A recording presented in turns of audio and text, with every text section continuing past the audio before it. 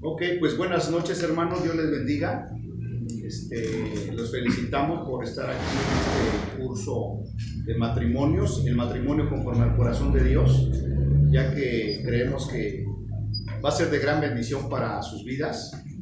La verdad es que a veces ya llevamos incluso muchos años de casados y no conocemos los principios de Dios, y por eso batallamos mucho en nuestro matrimonio, en nuestra familia.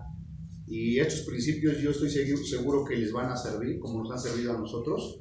Obviamente hay que ponerlos en práctica. Nada sirve estar aprendiendo, estar acumulando conocimientos si no lo ponemos en práctica.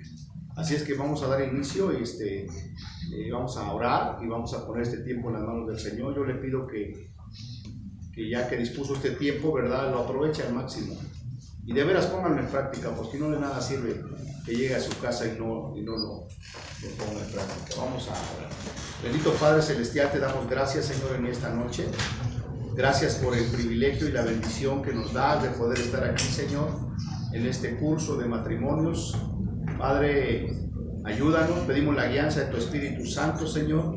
Sabemos que tú eres el creador del matrimonio, Señor, y que tú tienes el diseño original, el diseño perfecto, y nos lo has dejado establecido en tu palabra, Señor. Permítenos aprenderlo y ponerlo en práctica. En el nombre de Cristo Jesús nos ponemos en tus manos y te damos gracias.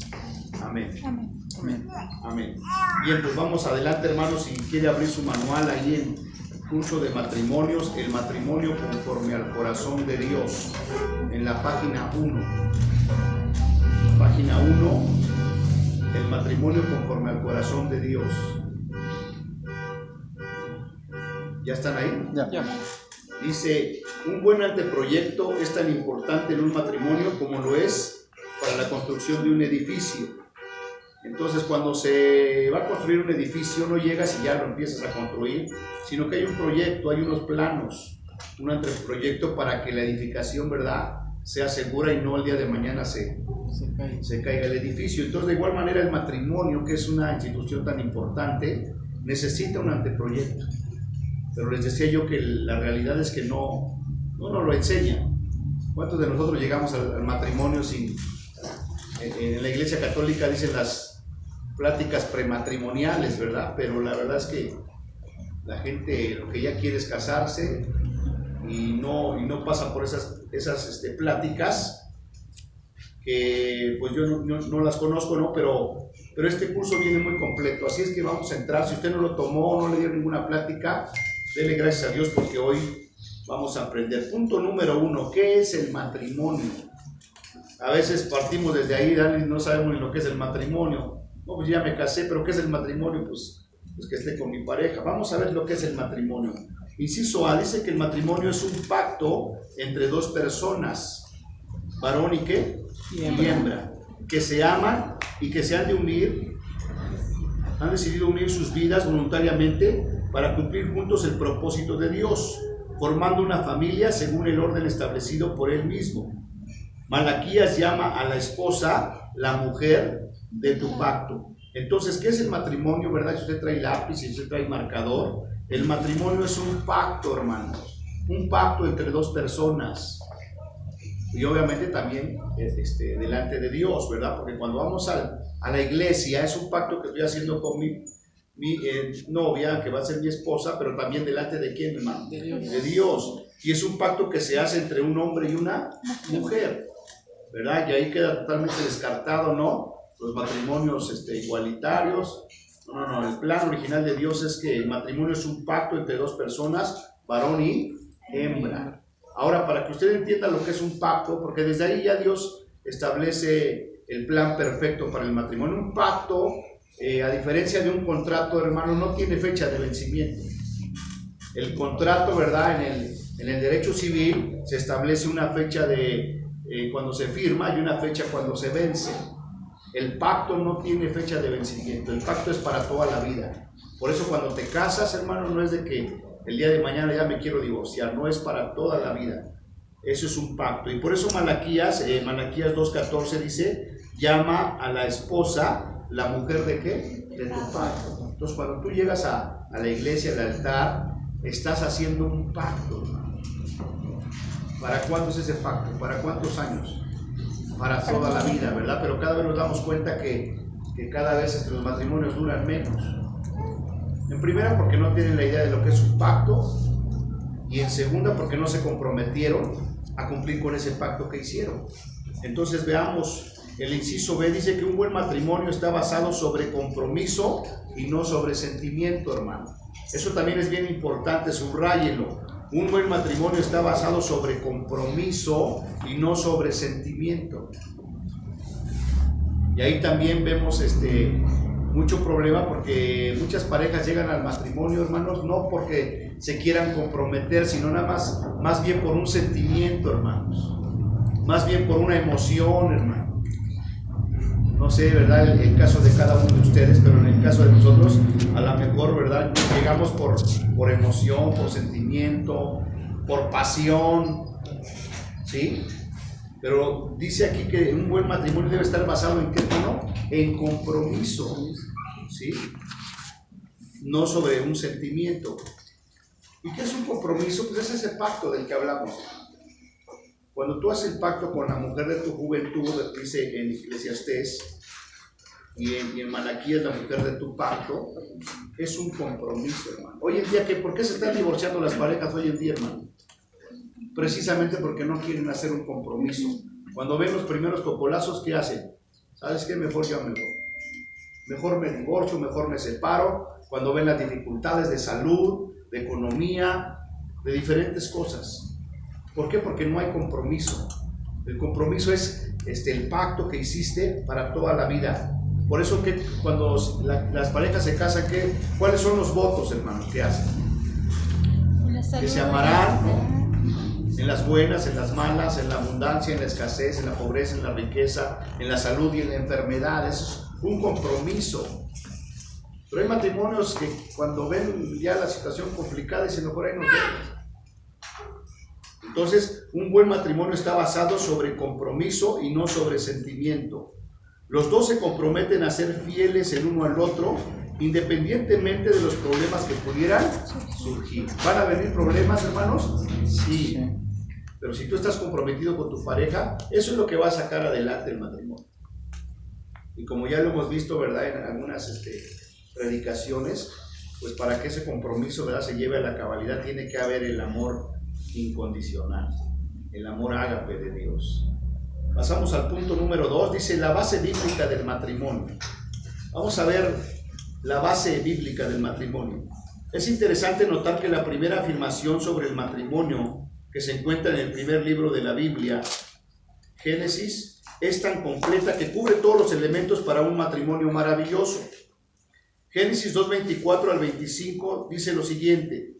Ahí está la base bíblica del matrimonio. También subraya el hermano. Por tanto, dejará el hombre a su padre y a su madre, y se unirá a su mujer, y serán una sola carne.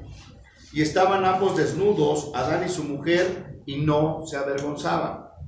Más adelante vamos a desarrollar este pasaje, pero por lo pronto subraya, dice, por tanto, número 1, dejará el hombre a su padre y a su madre.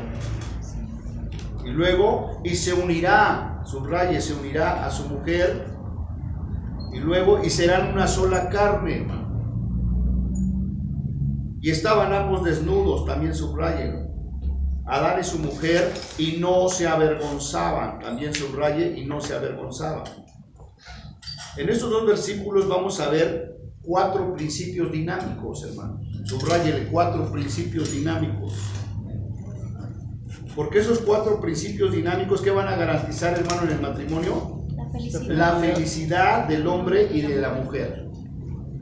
Entonces, hoy en día, ¿por qué los matrimonios no están siendo felices, hermano? Porque no estamos llevando a cabo estos principios. Pero si nosotros obedecemos estos principios, ¿qué van a garantizar? La felicidad del hombre y de la mujer. ¿Para qué nos casamos, hermano? ¿Para ser infeliz? ¿Para qué te casaste? ¿Para estar peleando? ¿Para qué te casaste? ¿Verdad? Y si tú puedes ver en tu matrimonio, la verdad es que no encuentro la felicidad. Es porque no hemos puesto atención a estos principios. Por eso qué bueno que estás aquí. Porque estás a tiempo. Nunca es tarde. Si todavía estás juntos es porque Dios tiene planes para nosotros. Amén. Amén. Dice, ¿dónde me quedé? Muchos de los conflictos familiares tienen su raíz que hemos quebrantado, subrayela ahí, que hemos quebrantado uno o más de estos principios bíblicos. Aunque Dios nos los dio hace miles de años, ¿qué creen, hermanos? Aún son actuales y están vigentes ahora en el siglo XXI como lo estaban entonces.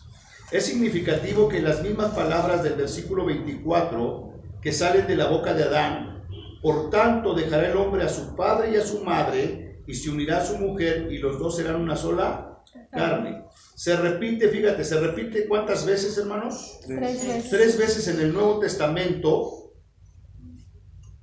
2 veces son las palabras de Jesucristo y una vez fueron las palabras del apóstol Pablo. Entonces, ¿qué quiere decir esto? Que se repita este mandamiento, esta ordenanza de Génesis en el Nuevo Testamento por boca de nuestro Señor Jesucristo y posteriormente por boca del apóstol Pablo. ¿Tendrá alguna importancia? Sí. Claro que sí, algo nos quiere mostrar el Señor. Dice a la vuelta: una vez esta afirmación fue declarada antes de la caída del pecado, fue declarada una vez, y 3 veces después de que entró, ¿qué, hermanos? El pecado. Es decir, aquí tenemos el plan matrimonial de Dios para el hombre en su estado perfecto y también en un mundo de pecado. O sea que era el plan original, aunque cayó el matrimonio de Adán y Eva, pecaron, ese sigue siendo el plan original. Hoy en día sigue siendo el mismo plan original. Por eso el Señor Jesucristo lo menciona 2 veces y el apóstol Pablo lo menciona una vez, porque sigue funcionando. Entonces hasta hoy, ¿verdad? Así como se encuentra tu matrimonio, dile a tu esposita que está ahí a tu pareja: hay esperanza. Hay esperanza en Jesús. Amén. Amén. Continuamos. 4 principios sencillos pero muy poderosos. El hombre dejará a su padre y a su madre. Primero, habla de separación. 2, se unirá a su mujer. Habla de permanencia. 3, y serán una sola carne. Habla de unidad. 4, estaban ambos desnudos, Adán y su mujer, y no se avergonzaban. Habla de intimidad. Vamos a ver el primero. Separación. Dejará a su padre y a su madre, lo que no significa. Primeramente es necesario establecer que el dejar a los padres no quiere decir abandonarlos ni faltarles al respeto. Al contrario, uno de los 10 mandamientos, que son principios universales que nunca pasan de moda, es: honra a tu padre y a tu madre. Cuando la pareja se casa, ya no viven bajo el mandamiento de obedecer a vuestros padres, porque ahora están formando una nueva familia, cuya cabeza es el nuevo esposo. Sin embargo, la palabra de Dios a ellos es: honra a tu padre y a tu madre. ¿Qué significa esto? El primer punto dice: el hombre dejará a su padre y a su madre. Habla de separación física, más no sentimental, más no de tener esa ¿cómo se dice? Esa dependencia de los padres. Dependencia de los padres. Es una separación solamente física. Muchos de nosotros empezamos nuestros matrimonios a veces con ese error. Lo hemos explicado en otras ocasiones. El quedarnos en casa de papá o de mamá o de los suegros es un gran error. Nosotros tenemos que, a través de este mandamiento que nos dice el Señor de separación, de hacer nuestra propia vida, de hacer una nueva familia en una separación física. Es muy importante, porque así nadie se mete, solamente nosotros ponemos reglas, nosotros nos empezamos a conocer.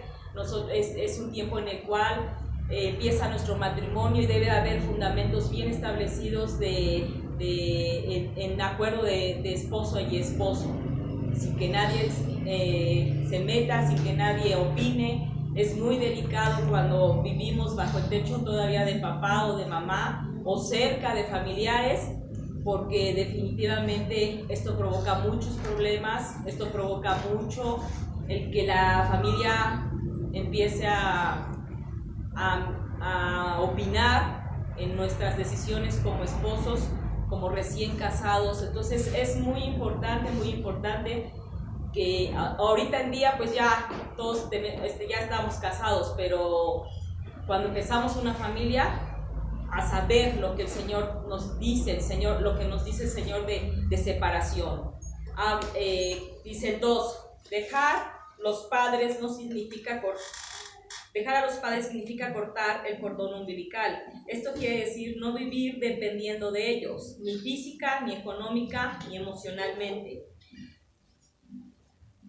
Realmente el seguir viviendo bajo el techo de papá, de mamá o de los suegros muchas veces conlleva esto, a depender económicamente, a depender físicamente, económicamente o emocionalmente. No se corta ese cordón umbilical. Entonces nosotros no tenemos esa oportunidad de crecer, no tenemos esa oportunidad de desarrollarnos, de empezar a buscar nuestra economía, de empezar a cuidar nuestros gastos, de empezar a administrar todo lo que nosotros ganamos, si es que los dos trabajan o si solamente el varón trabaja. ¿Qué pasa? Que muchas veces hasta seguimos siendo carga para los papás, en lo físico, en lo emocional o en lo económico. Entonces nosotros no crecemos, no hacemos la lucha de hacernos de una casita, de un terrenito. O sea, muchas veces nos quedamos inclusive estancados.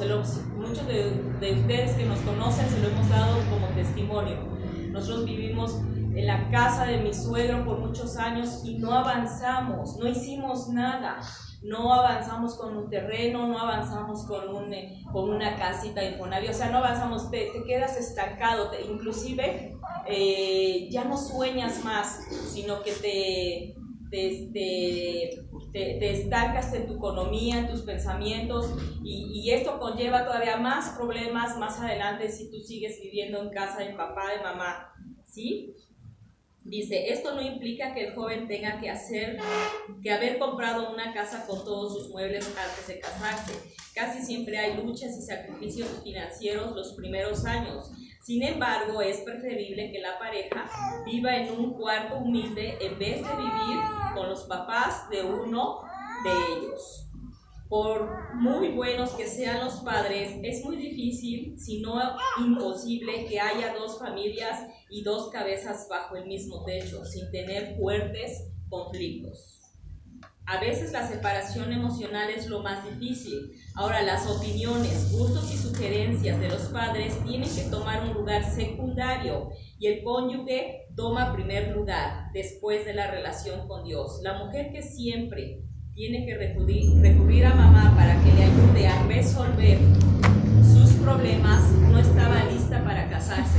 En otros casos son los hombres de 30 a 40 años de edad que todavía dependen emocionalmente de su mamá. El no cortar el cordón umbilical conlleva muchos problemas también de depender en que todavía mamá decida por nuestras vidas, ya seas varón o seas mujer, si tú estás más cerca de papá o si tú estás más cerca de mamá, no importa. Muchas veces no le damos el lugar que dice bíblicamente a nuestro esposo o a nuestra esposa, porque todavía nos importa mucho la opinión de nuestros papás. No hay el cortar ese cordón umbilical, y esto nos trae muchos problemas. El que también probablemente, ¿verdad? Los varones, es que no guisas como mamá, puede ser una palabra muy hiriente hacia nuestras vidas, ¿no? El casarse definitivamente toma decisiones muy importantes en los cuales tenemos que obedecer a Dios desde un principio, porque si no, esto después se vuelve una cadena en la cual el matrimonio puede peligrar mucho para un divorcio, siempre que Dios por eso es claro en pedirnos esta separación emocional, económicamente, de papá y mamá, precisamente para que nuestra nueva familia se empiece a fundamentar en los consejos de Dios. Entonces, el principio número 1, que es el de separación. Apenas estamos con el primero, pero dígame cuántas parejas conocen que no cumplen ese principio. Que se casan y lo primero que hacen es lo contrario a lo que dice la palabra de Dios. De irse a vivir a la casa de los padres. ¿Por qué? Porque no somos previsores. O sea, no planeamos. Bueno, ya tengo intención de casarme, pero primero voy a formarme un patrimonio. Es cultural. Pero eso trae muchísimos problemas, ¿verdad? Y pues yo creo que, como dice Ale, somos testimonios de eso, ¿no? Y obviamente porque ya al casarte ya tu familia pasa a segundo término. Ahora tu familia es tu esposo y tu esposa. Ahora ya no es tu papá y tu mamá, ahora es tu esposo y tu esposa. Y se comete el error de seguir, ¿verdad?, dándole juego al papá y a la mamá, poniéndolo por encima del esposo o de la esposa. Y eso trae graves conflictos. Una de las cosas que más prende al matrimonio en una pelea es que hables mal del papá o de la mamá o de los parientes. No es correcto hacerlo, pero ya ellos pasan a segundo. Ahora lo principal somos nosotros. O sea, no vas a defender a tu familia en contra de tu esposo o de tu esposa. Entonces, el principio de separación, porque también no puede haber dos cabezas. Porque si tú estás en casa de tus papás, ¿quién tiene la autoridad? Tú no puedes hacer lo que tú quieres, porque hay alguien que te va a decir, oye, espérate, tampoco te puedes sujetar.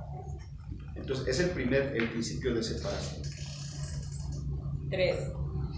Los padres tienen que soltar a los hijos casados. Hay un libro cuyo título es Abrázalos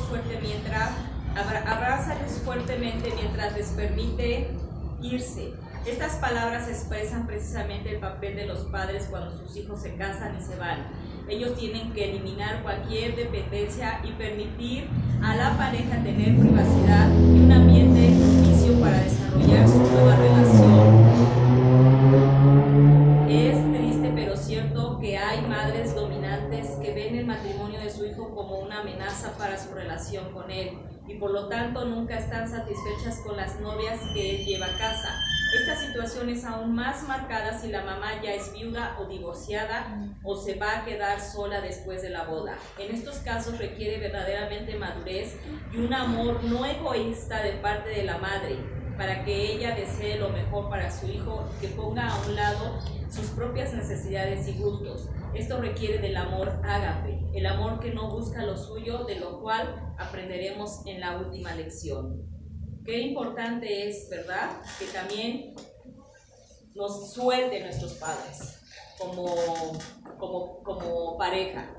El que nuestros padres también sepan la palabra de Dios, les será más fácil soltarnos en nuestra nueva etapa del matrimonio. Siempre poner límites ¿cómo les diré? Cuando ya te casas, en opiniones, en decisiones, con mucho amor, con mucho respeto. Mamita, ahora es mi hogar, ahora es mi familia, yo te agradezco tu comentario, tu consejo, pero ahora ya decidimos mi esposo y yo. Siempre poner con mucho amor, sin lastimar el corazón de mamá o papá, ¿verdad?, con una sabiduría que solamente Dios nos puede dar, el poner límites. Y nosotros también lo podemos hablar como testimonio. Hubo un tiempo que nos peleábamos mucho por eso, porque es que tus hermanos opinan, es que tú le das la razón a tu mamá o a tu papá. Entonces llegó un momento en que dijimos, bueno, ni tú ni yo hablamos de nuestros papás o de nuestros hermanos. Si nuestros hermanos son tremendos o no se quieren congregar o qué sé yo, eso no nos va a afectar a nosotros como pareja. Si cuando se trata de convivir con la familia vemos que la situación se pone difícil porque pues los hermanos no respetan a mi esposa o no respetan a mi esposo, entonces nos evitamos mejor convivir, porque ahora es primero mi esposo y ahora es primero su esposa.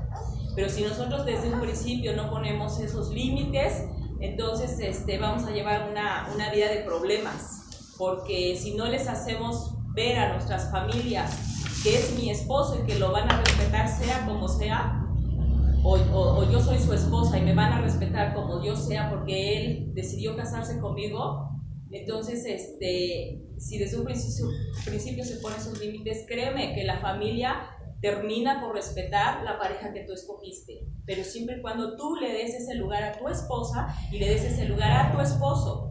Pero si también le echas la cosecha, ¿no? Porque también lo pasamos por vivir ahí en la familia. Es que venían con mi esposo, ¿no? Es que tu esposa hace esto, riega agua, hace aquí, hace allá. Entonces, si él, en lugar de defenderme o decir, ¿saben qué? No se metan con ella o qué sé yo, o sea, dar el lugar a tu pareja antes que a tu familia, ¿sí? Para evitarse problemas. Y ellos terminan por respetar a tu pareja. Punto número 4, un concepto revolucionario. Todavía estamos en el punto número 1 de separación. Es interesante notar que el principio bíblico dice que el hombre debe dejar a su padre y a su madre. ¿Por qué menciona al hombre y no a la mujer? Dejará el hombre a su padre y a su madre. ¿Por qué no dice dejará la mujer a su padre y a su madre? Bueno, tiene su porqué. Vamos a ver, si era algo normal en esos tiempos que la mujer tuviera que dejar la casa para hacerse miembro de la familia de su marido. Pensamos en Rebeca y en Raquel como ejemplos del Antiguo Testamento. Por eso es un mensaje revolucionario el que se encuentra en este principio bíblico, que el hombre tenga que dejar a su familia. O sea, lo más común es que la mujer salga de su casa y se vaya a la casa del esposo, ¿no? Que es algo erróneo. Pero si tú lo ves en la Biblia, Abraham le mandó a buscar esposa a Isaac y Rebeca vino a su casa y vivió en su casa. ¿Sí? Esa era la tradición. Por eso es el mandamiento que el hombre dejará. O sea, no es tanto el problema a veces de la mujer, sino del hombre. El mandamiento es para el hombre. Sale de tu casa. ¿Por qué lo dice Dios? Porque nos va a evitar muchísimos problemas. Ahora, dice, bueno, pues ya nos agarró, ¿verdad? El curso nos agarró ya en el vuelo. Bueno, pues a partir de hoy decide obedecer los principios de Dios. Claro que a veces ya es más difícil, porque hay gente que ya está tan acostumbrada a vivir en la casa de papá y de mamá, que se le hace muy difícil empezar de nuevo. Pero ¿a dónde vamos a ir? ¿Qué vamos a hacer? Si no hay dinero, no hay... La clave es el dar el paso de obediencia. Porque si no, nunca vas a salir de ahí. Y por consiguiente, nunca vas a ser feliz. Porque siempre va a haber terceras personas. Punto número 5. Dice, hay que eliminar toda actitud negativa hacia los padres. Como es dañino estar demasiado ligado a los padres, es igual de dañino guardarle rencor y resentimiento. Aunque sorprendente, es cierto que uno está atado emocionalmente a la persona contra la cual tiene rencor. Porque esta falta de obediencia a este principio, pues causa que las relaciones se tensen. Porque los papás, en lugar de ver bien que tú quieres hacer tu vida, lo ven mal. Eres un malagradecido, ¿por qué te vas? Aquí está tu casa. Ellos no están pensando en el principio bíblico, sino que te ven a ti como que no quieres estar ahí, como que los haces menos o X, Z o Y. ¿Sí? Entonces lo que nosotros tenemos que hacer es obedecer la palabra de Dios. Y trae conflictos, ¿verdad? Y eso daña las relaciones. Entonces es necesario no guardar rencor a los papás, sino perdonarlos. En el caso de nosotros, mi mamá sí lo sintió, ¿no? Porque Otto tenía 1 año, recién nacido. Y era su adoración de mi mamá. Cuando nosotros decidimos salir. Pero nunca dijo nada, se puso triste y todo, pero dijo, bueno, es lo natural. Y mi papá, no, ¿por qué se va? ¿Quién sabe qué? ¿Quién sabe cuál? Entonces eso provoca fricción. Entonces no hay que cargar ese resentimiento, ¿cómo? A través del perdón.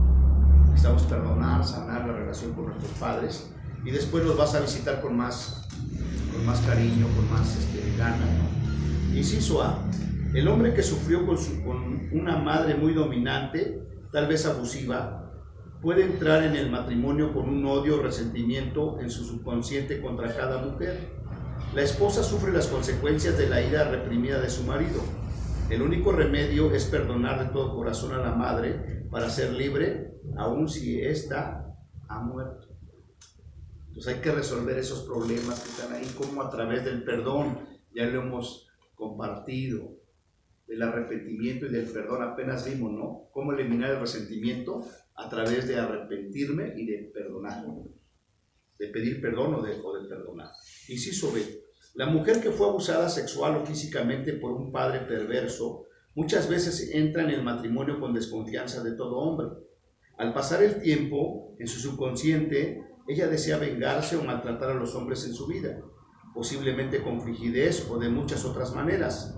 La mayoría de nosotros llegamos al matrimonio llevando cargas de nuestro pasado y no podemos disfrutar del presente porque no hemos tratado correctamente con el pasado. Entonces, pues eso se da mucho, ¿no? Que se viene arrastrando con situaciones del pasado y que nos vienen a estropear el presente. ¿Cómo lo podemos solventar? A través del perdón. ¿Amén? La mujer que sufrió abuso sexual o maltrato de cualquier forma, si ella nunca lo ha sacado a la luz, si nunca ha tratado con esta ofensa, es muy probable que tenga una herida en su alma. Y es muy probable también que esté afectando su matrimonio. El hombre que sufrió burlas, desprecio, rechazo o algo semejante en su niñez o juventud, si él nunca lo ha confesado y nunca ha recibido sanidad interior, es muy probable que él vive atormentado o encerrado en sí mismo o enojado con medio mundo sin saber por qué. Si es así, seguramente está afectando a su matrimonio. Y tanto el hombre como la mujer, pues traemos muchas situaciones, desde la niñez, y a veces eso nos permite despegar. Entonces tenemos que orar y pedir al Espíritu Santo que nos revele dónde está la situación. Porque a la vez a lo mejor ya ni te acuerdas. Y de veras, cuando tú oras y le pides al Espíritu Santo que Él te recuerde, Él te lleva al momento. Entonces tú tienes que perdonar. Y aprendíamos apenas, ¿verdad?, que perdonar no es olvidar, pero sí te garantiza un futuro mejor. Entonces llegas al momento, perdonas, no lo olvidas, pero hay sanidad. Y ahora tienes delante de ti un futuro mejor. Pues es necesario perdonar tanto el hombre como la mujer, porque todo eso va a atorar nuestro matrimonio. Dice, el divorcio de los padres perfeccionistas, padres que no expresaron afecto, estas y otras cosas producen heridas y un sentir de rechazo en el niño o en el joven. El resultado es la inhabilidad de recibir y dar amor, por lo menos la inhabilidad de expresar ¿qué? Amor. Las buenas nuevas. Jesús vino el Espíritu de Jehová, el Señor está sobre mí porque me ungió. Jehová me ha enviado a predicar buenas nuevas a los abatidos, a vendar a los quebrantados de corazón y a publicar libertad a los cautivos y a los presos, apertura de la cárcel. Isaías 61:1. Usted puede ser libre de estas cargas del pasado, usted puede ser sanado de las heridas interiores. Confrontar y confesar su necesidad. Hasta que esté dispuesta a confrontar y tratar estas heridas del alma, estas seguirán siendo como una llaga de infección en el cuerpo que se ha cubierto con una costra. Aunque duele quitar la costra y aplicar medicina, es necesario para recibir sanidad total. Requiere humildad de nuestra parte confesar que si hay resentimiento, rencor o dolor en nuestros corazones, nuestros padres u otro adulto que ayudó a nuestra formación. Hay que aclarar que no es falta de respeto ni es apuntar con el dedo a los padres. Cuando confrontamos la verdad, no existen padres perfectos, todos cometemos errores con nuestros hijos. Sin embargo, unas personas han sufrido más que otros y su pasado está perjudicando su matrimonio. Es muy necesario que ya estando en nuestro matrimonio, yo ahora conociendo de Cristo, sanemos esas heridas del pasado, precisamente para no tener nada que estorbe nuestra felicidad. Aún ya casados, aún ya siendo cristianos, muchas veces venimos cargando con cosas del pasado que vienen a perjudicar muchas áreas de nuestro matrimonio. Entonces, como dice el pastor, hemos aprendido a través de la palabra de Dios no nada más en nuestra vida cristiana, sino que últimamente, ¿verdad? El Señor nos ha estado hablando de perdonar, de pedir perdón, de sanar nuestras heridas. Porque si no, no vamos a encontrar la felicidad, si todas estas cosas no se enfrentan con la ayuda de Dios, nuestros corazones no sanarán y aparte de no ser felices en nuestro matrimonio, podemos heredarlas a nuestros hijos, ¿verdad? Entonces, qué importante es confrontar, confesar nuestra necesidad ahora delante del Señor. 2. Decidir perdonar y soltar todo resentimiento. El rencor es un veneno para el cuerpo y para el espíritu. Es un lujo que no podemos darnos. El Padre nuestro dice, y perdónanos como en la misma manera perdonamos. Si alguien dijera, no siento perdonar, hay buenas noticias. El perdón no es una emoción, sino una decisión. Si usted decide perdonar, puede hacerlo, aunque si sus emociones estén gritando que no lo haga, de su voluntad, de su espíritu. Decida perdonar a las personas que le hicieron daño, en su niñez o en su juventud. Probablemente ellos también fueron víctimas y sufrieron por falta de afecto en sus familias. Entonces dice que perdonar no es una emoción, sino una decisión. Cuando tú decides con tu boca confesar que perdonas, en lo espiritual se mueve el poder de Dios. Pero es cuestión de que nuestro corazón lo decida en esos momentos, perdonar por amor a Dios, y la obra la hace el Espíritu Santo en la sanidad que nuestra alma necesita para perdonar todo lo que ahorita vimos, ¿no? Todo lo que hayas pasado en tu niñez o en tu juventud. Entonces es necesario tomar esa decisión de perdonar. No es una emoción, no es que no siento perdonar, es que no quiero perdonar. No, es una decisión. ¿Decisión de qué? En obediencia a Dios. Y eso va a traer la sanidad. Entonces, ¿por qué esa sección se llama Las Buenas Nuevas? Porque lo declara, ¿verdad? Y Isaías 61:1. El Espíritu del Señor está sobre mí porque me ungió Dios y me ha enviado, número 1, a predicar buenas nuevas a los abatidos. ¿Y cuáles son las buenas nuevas en este caso para los matrimonios? Que no importa cuál sea tu situación, hay buenas noticias si decidimos obedecer la palabra de Dios, ¿verdad? Él va a sanar. Dice, a vendar a los quebrantados de corazón. ¿Cuántos matrimonios no están quebrantados de corazón? Pues el Señor Jesucristo vino a vendar esas heridas. Dice, a publicar libertad a los cautivos. Hay gente que está cautiva en el mismo matrimonio, pero el Señor vino a publicar libertad a los cautivos y a los presos apertura de la cárcel. También compartíamos que el Señor declara, todos los que estén cansados y cargados, ¿qué tienen que hacer? Vengan. Y en este caso a los matrimonios, ¿verdad? El Señor que les dice, todos los matrimonios que estén cansados y cargados, vengan a mí y yo les haré descansar. Pero número 1, reconocer, Señor, la verdad es que no hemos caminado en tus principios. Perdónanos, nos arrepentimos de todo corazón y queremos ser obedientes y empezar a partir de ahí. Dice el último párrafo, los últimos 2 párrafos, dice, hay una historia en Mateo 18 de 2 siervos que debían a sus amos. El primero debía millones y cuando no pudo pagar, rogó por misericordia y su señor le perdonó. Pero al salir de allí encontró a un compañero de trabajo que le debía una cantidad relativamente pequeña y en lugar de perdonarle, lo mandó a la cárcel. Al saberlo, su amo le reclama y recuerda que él le había perdonado una cantidad mucho más grande. El relato concluye con los versículos 33 al 35 así. ¿No debías tú también tener misericordia de tu consiervo, como yo tuve misericordia de ti?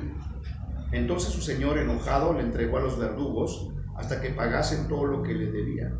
Así también mi Padre Celestial hará con vosotros si no perdonáis de todo corazón cada uno a su hermano sus ofensas. Entonces tenemos que perdonar a los que nos hirieron en el pasado. Tenemos que pedir perdón a los que hemos lastimado. Y dentro del matrimonio también tenemos que pedirnos perdón. Porque si no nos perdonamos, ¿qué hizo el Señor? Le entregó a los verdugos. Entonces fíjate, ni hay perdón, ni hay felicidad, y es un constante tormenta. Porque los verdugos te están atormentando. ¿Y por qué tienen derecho los verdugos? Por esa falta de perdón. Entonces, ok, falló, perdona, te perdono. ¿No? Y en 2 de Corintios 2:11 dice, para que Satanás no gane ventaja alguna sobre nosotros, pues no ignoramos sus maquinaciones. ¿Cuándo es que Satanás gana ventaja? Está hablando del matrimonio, cuando hay falta de perdón. Ya aún por cositas pequeñas. Y luego declara el apóstol Pablo, airaos, enójate, pero no peques. No se ponga el sol sobre tu enojo, para que vuestras oraciones no tengan estorbo. Pero no lo hacemos, ese es el problema, hermano. Que lo escuchamos, lo hemos oído, pero no lo hacemos. Último párrafo, dice, fíjese bien en la palabra verdugos. ¿Qué significa verdugos? Los que atormentan. La enseñanza clara es que si insistimos en guardar rencor y no perdonar, después de tanto que Dios nos ha perdonado, le estamos abriendo la puerta a los que atormentan. Estos atormentadores pudieran ser el temor, la depresión, confusión, opresión, etc. Entonces, para que esos verdugos no tengan autoridad sobre mi vida, tengo que arrepentirme y perdonar o pedir perdón. Y es algo que no estamos acostumbrados, hermano. ¿Qué trabajo nos cuesta pedir perdón o perdonar? Aún sabiendo que Dios nos está diciendo que si vosotros no perdonan las ofensas a quienes les ofenden, mi Padre tampoco les perdonará a vosotros vuestras ofensas. Entonces, esta primera lección del curso de matrimonios va en ese sentido, de meditar y de analizar cómo está mi matrimonio hasta este punto, cómo está hasta aquí. Y a partir de aquí tú decides, ¿verdad?, si dejas que los verdugos te atormenten o a través del arrepentimiento y del perdón les quitas todo derecho legal. Pero eso ya es cuestión de ustedes.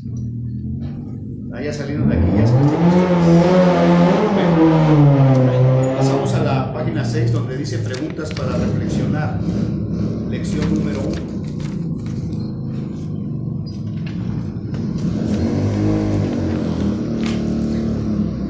¿Ya están ahí? El matrimonio es un, ¿qué, hermanos? Un pacto entre un hombre y una mujer que se aman y han decidido unir sus vidas. Es un pacto.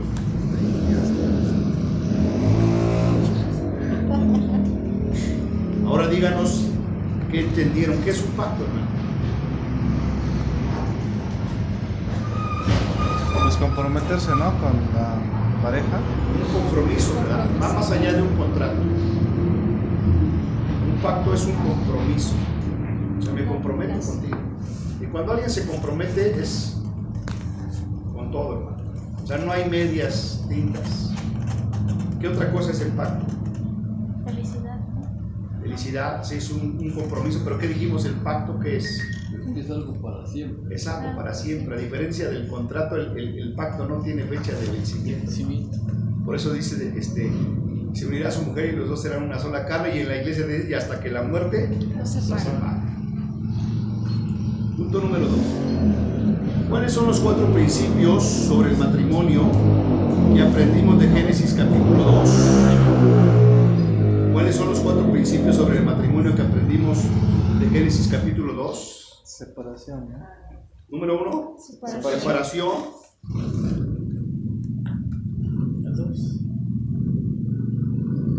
Número 2,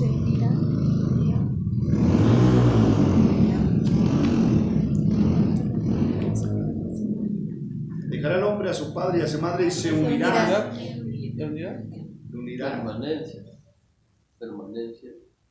Permanecer, se unirá. Se unirá a su mujer y los dos serán una sola carne. Entonces, separación, permanencia, unidad. ¿Y el cuarto? Y estaban ambos desnudos y no se avergonzaban. Intimidad. Intimidad. Eso lo vamos a ir viendo más adelante.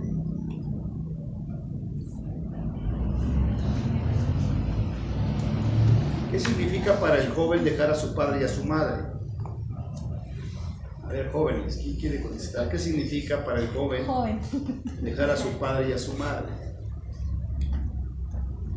Separarnos físicamente y formar nuestra propia familia o una nueva familia, por ejemplo, con mi esposa y yo. En todas las áreas, ¿no? Desde tu hogar, ¿no? Deslindarnos de los papás, amor, y vamos a dedicar nuestro tiempo a mi esposa, por ejemplo. Bueno, en este caso sería mi esposa. Punto número 4. ¿Por qué la instrucción bíblica menciona al hombre y no a la mujer en cuanto a dejar a sus padres? ¿Por qué la Biblia menciona al hombre y no a la mujer? Porque las tradiciones pasadas, la mujer es la que se iba con la casa del hombre. Por la tradición, ¿no? Normalmente la mujer era la que salía de su hogar para irse a vivir con el varón. Por eso Dios le dice al hombre, deja a tu padre y a tu madre. ¿Y qué es lo que hace el varón? Se mantiene bien. Desobedece, ¿verdad? Entonces, ¿cómo queremos bendición si no obedecemos? Ok. Hay muchas personas que no disfrutan del presente porque no han tratado debidamente conflictos del pasado. Entonces ya que, ahora sí que borrón y cuenta nueva. El que está en Cristo es una nueva criatura. Las cosas viejas pasaron. Punto número 6. Luis Ángel sufrió durante toda su niñez y juventud con una madre alcohólica. Sin darse cuenta, había cierto resentimiento en él contra toda mujer, y desde que se casó a los 25 años, él ha despreciado a su esposa y la ha hecho sufrir. Antes de que pudiera venir la felicidad a este matrimonio, ¿qué tiene que suceder en Luis Ángel? Perdonar. Tiene que perdonar a su madre.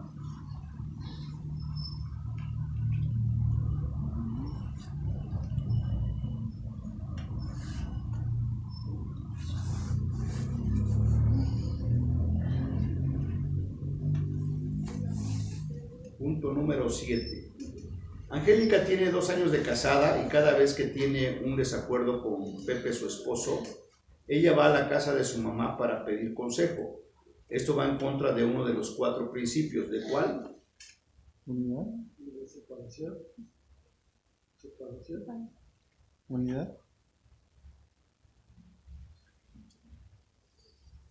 Angélica tiene 2 años de casada y cada vez que tiene un desacuerdo con Pepe, su esposo, ella va a la casa de su mamá para pedir consejo. Esto va en contra de uno de los 4 principios. Unidad. Unidad. Separación. Podría ser Separación. unidad, podría ser Porque ya es una separación. sola carne con su esposo, ya lo que pasa en su casa pues ya es entre ellos y no tiene por qué, bueno, ¿por qué buscar a su mamá? Separación.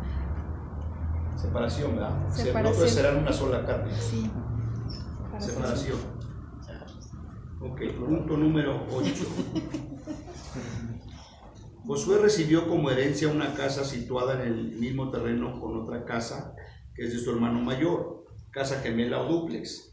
Los hijos de Josué y los hijos de su hermano pelean continuamente y la esposa de Josué está muy nerviosa por la tensión entre ella y su cuñado y concuña. ¿Cuál es una posible solución para Josué? Inciso A. Edificar una barda alta entre los patios para mantener su privacidad. Inciso B. Conseguir medicinas para que su esposa hasta que los niños crezcan y no haya problema. Para los nervios. Inciso C. Pegarle a los niños. También se Inciso D. Vender su casa y cambiarse al otro lado de la ciudad.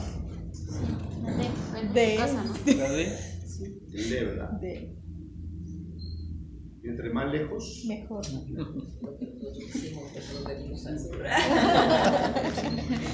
Bien, ahí terminamos con la primera lección.